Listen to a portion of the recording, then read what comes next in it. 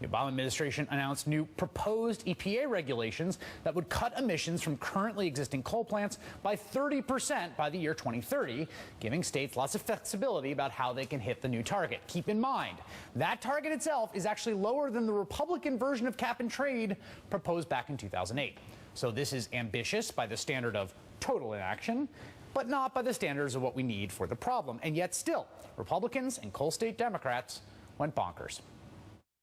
This is an end run around Congress. What we are seeing here is yet another example of an overreaching, overzealous, beyond the legal limit actions of this EPA. This will shake the economy of our state and our local communities to our very core.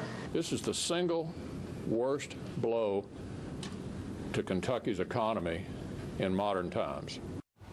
Okay, fine. Politicians are going to say what they think they have to, but there are a few important things to bear in mind about all this war on coal narrative. First, amazing new polling out today shows that this step is broadly supported by Americans in red states and blue by really big numbers.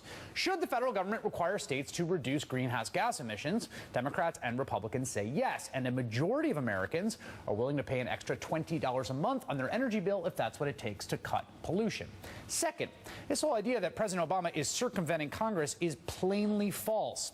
The EPA is required to regulate carbon emissions under the Clean Air Act, which Congress passed thanks to a 2007 Supreme Court ruling that qualified carbon dioxide as an air pollutant. It's not optional. The agency is legally mandated to do it. And guess what? That crucial case was decided by none other than the Roberts Court. Lastly, and most importantly, as you watch this unfold, this is really important. Just keep in mind, the coal industry is not the same thing as the actual Americans who live in states that extract coal. And don't let the industry and its proponents try to confuse one for the other. For instance, in Kentucky, more people work in the auto industry than in mining. In West Virginia, they've lost half their coal industry jobs over the past 3 decades, and that's before these regulations were even proposed. Relatively speaking, very few people in this country are employed by the coal industry. The ones that do should be taken care of if their jobs disappeared. We can afford to do it because, in the grand scheme of things, there are actually so few of them. Meanwhile, more than 10,000 coal miners died of black lung disease over a 10-year period. 670,000 coal-related cases of heart failure are diagnosed every year, and that doesn't even begin to account for all the miners who age prematurely and lose years off their lives thanks to coal. Coal executives make a lot of money, and they spend a lot of money manipulating public opinion and manipulating the elected representatives of coal states to make everyone think the war on coal is being waged on the hard-working miner with a headlamp and the black and white image of our collective imagination. In fact, it is that same industry that has been and continues to wage war on them. Joining me now, Bob Kincaid, radio broadcaster, co-founder of Appalachian Emergency Health Campaign, who is a 9th-generation Appalachian and a coal miner's son. Bob, what is your response to all this indignant populism directed at Obama on behalf of coal country? I don't know why we even pay attention to some of these people anymore, Chris. They've lost all relevance. Denial is at flood stage in Appalachia among its political class. I heard Representative Shelley Moore Capito today respond to a question about climate change by saying the weather changes every day.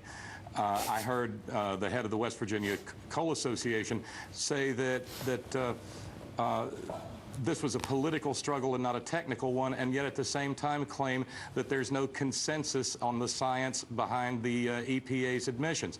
The fact of the matter is we are in a crisis in Appalachia, but it's not a coal crisis, it's a health crisis. Those people that you mentioned, the miners who've died of black lung, the heart failure cases, well, the fact of the matter is there are even more people who are dying who are simply innocent citizens who live near things like mountaintop removal extraction sites who have the true cost of coal foisted upon them every day of their lives. And that's the conversation we need to be having.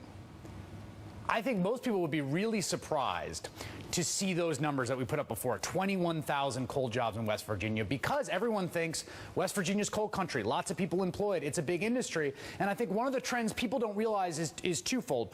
Natural gas has been killing coal much more than Barack Obama has, A, and B, the coal industry has been reducing its labor force for years. Isn't that right? That's absolutely right, Chris. The single largest engine behind coal job loss in Appalachia has nothing to do with environmentalists or the Obama administration and everything in the world to do with the move toward mechanization. The coal industry is about the profits that it can reap off of Appalachia and Appalachian people by minimizing the number of people who work in the industry while maximizing the amount of coal that they can take out. So why is it that the coal interests, even as the job numbers decline, retain such a stranglehold interest or control of the politicians in states like Kentucky and West Virginia? I hate to be so blunt, but the fact of the matter is politics in Appalachia is that most loyal of politics, the kind that gets bought and stays bought. It's obvious from the numbers that you've cited that people in Appalachia and the rest of the country, for that matter, want real change. And yet, at the same time, we hear the same thing time after time from politicians. We have a senator in our state who won't even acknowledge the health crisis and the studies that delineate the nature of that health crisis in our mountaintop removal communities. How can that be?